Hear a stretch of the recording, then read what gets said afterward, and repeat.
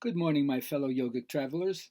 I'm mighty glad to be alive today, and I hope that you are too, as we continue to live, laugh, love, learn, linger, live the life we love. You know, there's a paradox that we all face, and paradox is a truth standing on its head trying to get your attention. And that is it possible to be happy or peaceful in the world with the way it is right now? Happy, peaceful with your own mortality, with the realization of how much oppression and injustice there is in the world? And yet, the Buddha nature or Christ consciousness would say, yes, you can. Where do you have to go in order to find that perspective? Well, yoga first tells you got to be all over it. The old image was as if a king sends you to a foreign country to do a certain task, and then you do 100 other things, but not the task that the king asks you to do. And then when you get back to the royal court, even though you have these marvelous stories and wonderful things to show, you didn't do what you were asked to do. So it's as if you did nothing. According to that perspective, experiencing your own identity with living spirit is the reason for why we're here, if you buy that. But if you don't, still, I'm going to tell you that when you see how much pain and suffering there is in the world, it breaks your heart, and tears normalize brain chemistry. So if you're not crying over it, either outside or inside, I would say that something is blocked in you.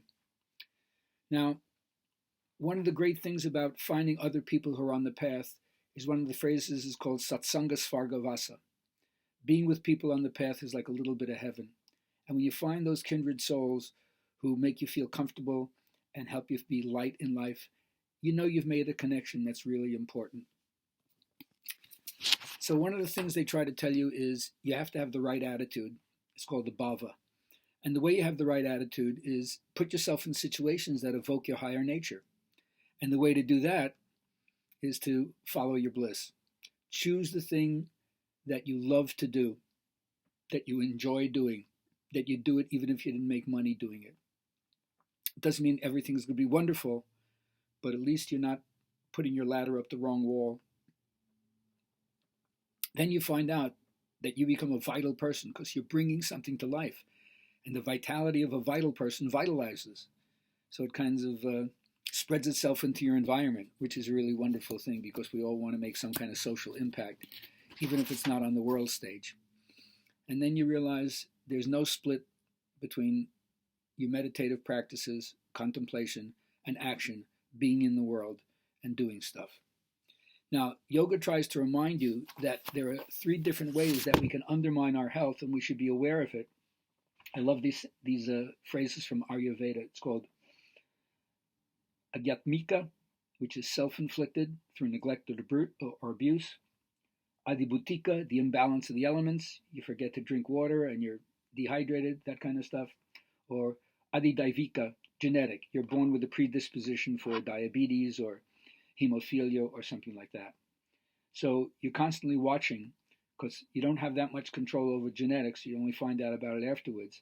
But certainly, imbalance of the elements, you can see what you're doing that makes you lopsided. And then neglect and abuse has a lot to do with personal choices you make. So how do you deal with this? Well, my teachers have taught me how to own the future. So the first thing they say is, what did you love to do when you were a child? What did you do well when you were a child? Well, continue to manifest that even in your adult life. There's talents there. There's gems of potential that you're going to apply and integrate into your daily life. So when you find what you love, the idea is to learn as much about it, learn as much about that field as you can. What's your chosen field? That's it. Acquire the knowledge of that field and make it a lifelong experience. It never ends. You continue to gain expertise in that area while avoiding to think that you're an expert. And then you enlarge your vocabulary so you can articulate what's going on concisely and clearly.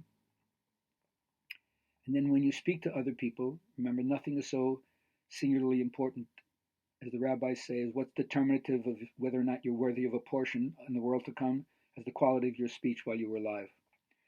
So carefully consider what you say to other people. It'll enhance your relationships.